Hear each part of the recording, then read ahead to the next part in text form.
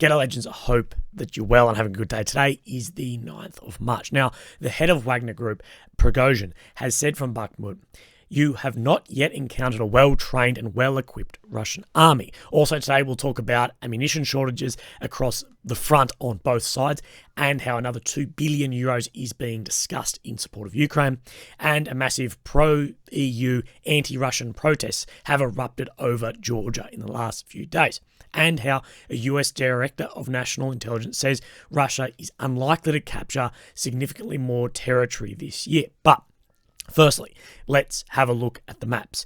And we've seen little movement across any of the frontline regions, although reports of heavy battles continue as Bakhmut continues to hold. So, as always, here we have Ukraine, capital of Kyiv, Romania, Moldova, Poland, Belarus, and Russia from here around to here. And of course, in the red is ground Russia has captured since 2022, and in the maroony dark, ground Russia has taken since 2014, this being Crimea. So if we zoom in on Bakhmut today being the 9th of March and we go back over the last few days, we're not seeing any territorial gains or losses, but we are seeing a shift in these arrows saying where the Russian offensives are. And we do know that Russia has changed the angle of advance multiple times around Bakhmut, but we haven't seen along this front really any major movements of territory.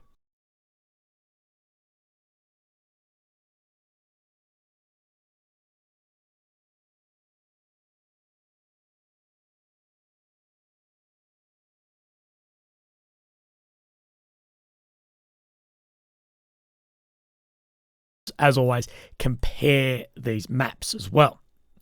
So we have the Bakhmut map here from the Rybar Russian map and the Deep State sort of Western map, and it is showing, at least in my opinion, very similar pictures again. And I was going to give you guys a look at how this is looking. This reservoir here, so saying just on the north of it and just on sort of the north of it. So they're showing a very similar picture. And let's look at the Avdiivka map on the Rybar and the Deep State. So here we have Avdiivka. So and we put the Russian map next to it. And as well, you'll see the shape of this is very similar as well. Although on the Rybar may be showing more of a push into this industrial zone here in Avdiivka. So if we have a look on satellite, maybe it'll give us a better view. So you've got this road coming in here, which is this, and this major sort of intersection here. So Russia is claiming a lot more control in this zone, but its held control is very similar. We have seen, though, a lot of videos coming out that are geolocated. So this video came out of a young Ukrainian soldier in Bakhmut.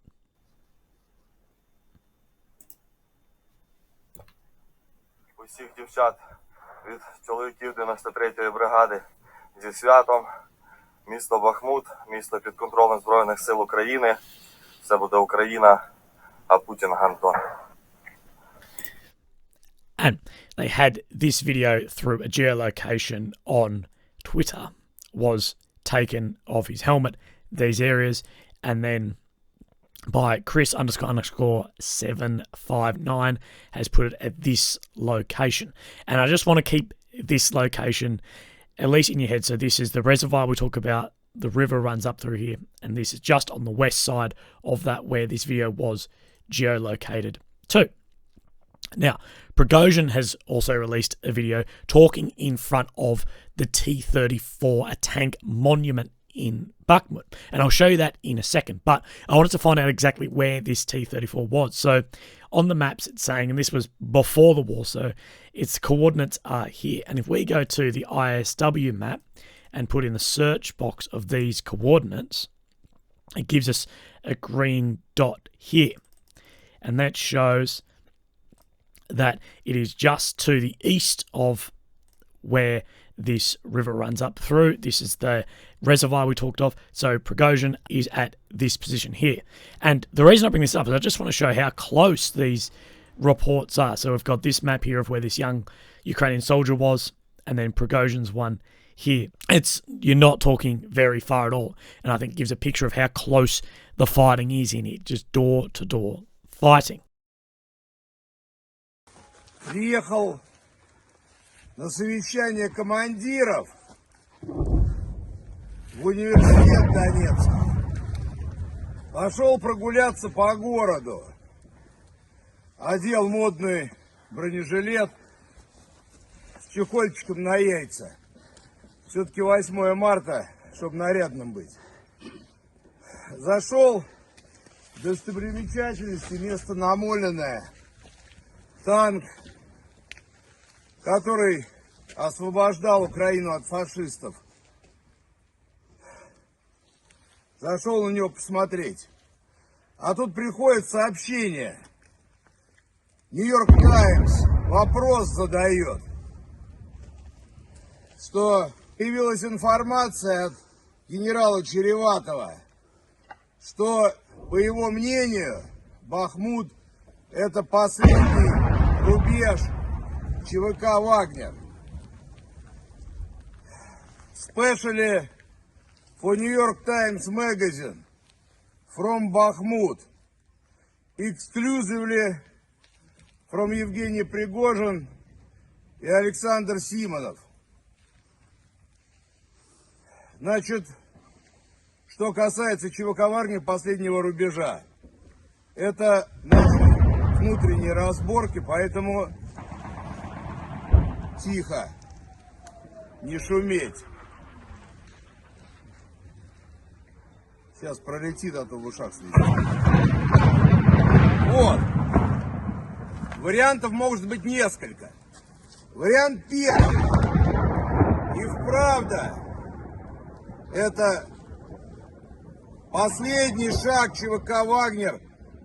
Многие вещи вечно не живут. 300 спартанцев, 3 богатыря и так далее остаются в памяти народа. Так и с ЧВК «Вагнер» может случиться. Другое дело, что этот рубеж мы достойно возьмем. Что будет после взятия Бахмута? Вам министр обороны сказал о том, что после взятия Бахмута у нас откроется оперативный простор. И в настоящий момент мир не сталкивался еще с российской армией, хорошо подготовленной, с теми подразделениями, которые еще не вступали в бой, имея все возможное современное вооружение, средства разведки, идеально подготовленные, они ждут своего часа, как раз того самого после открытия оперативного простора ЧВК «Вагнер» после Бахмута.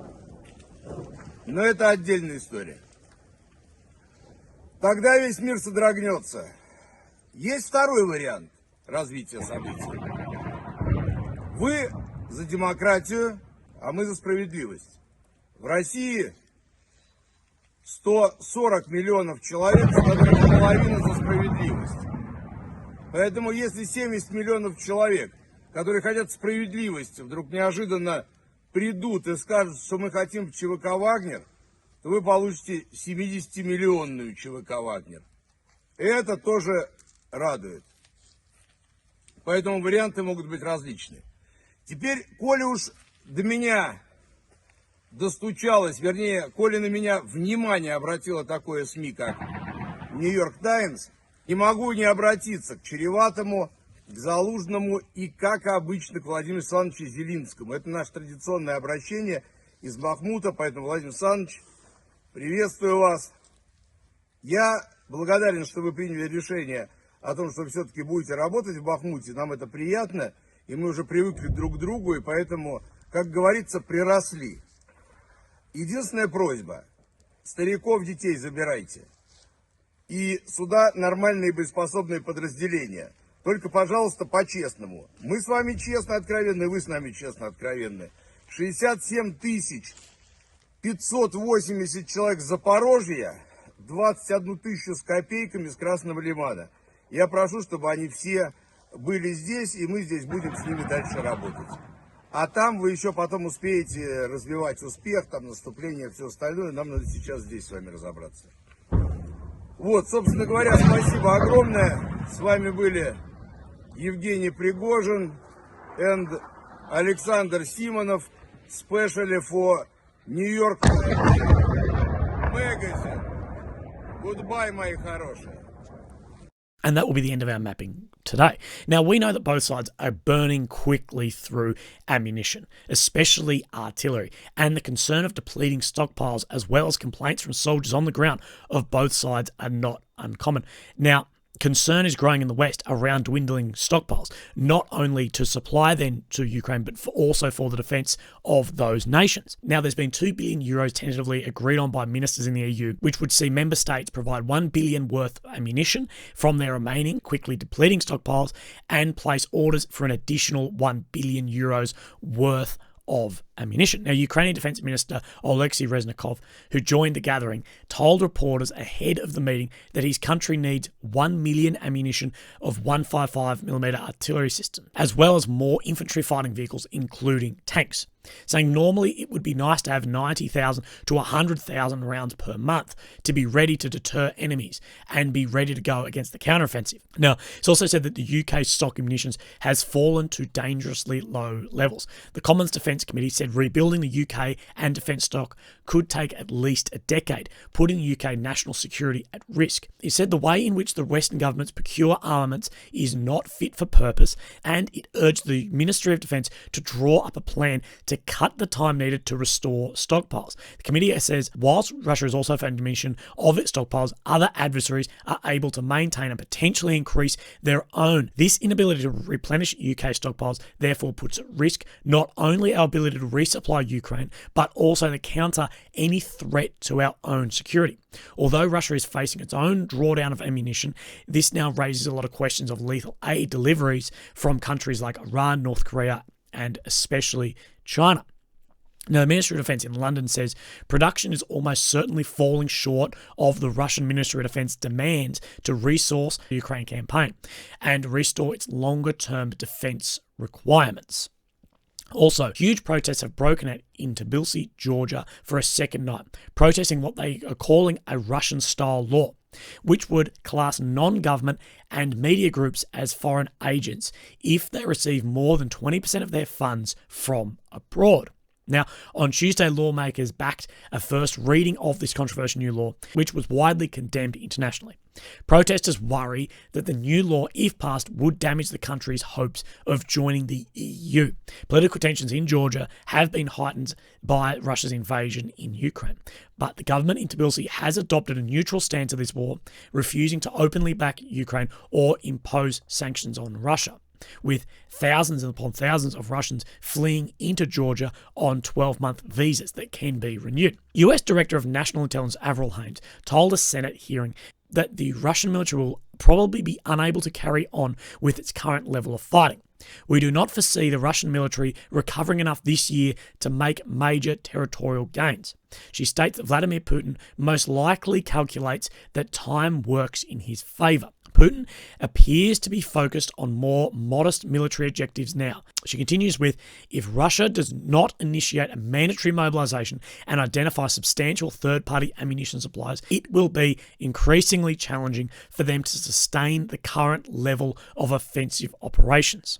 So that's it for today, guys. Hope you're having a great day. Look after yourselves, and thank you very much. Okay, bye-bye.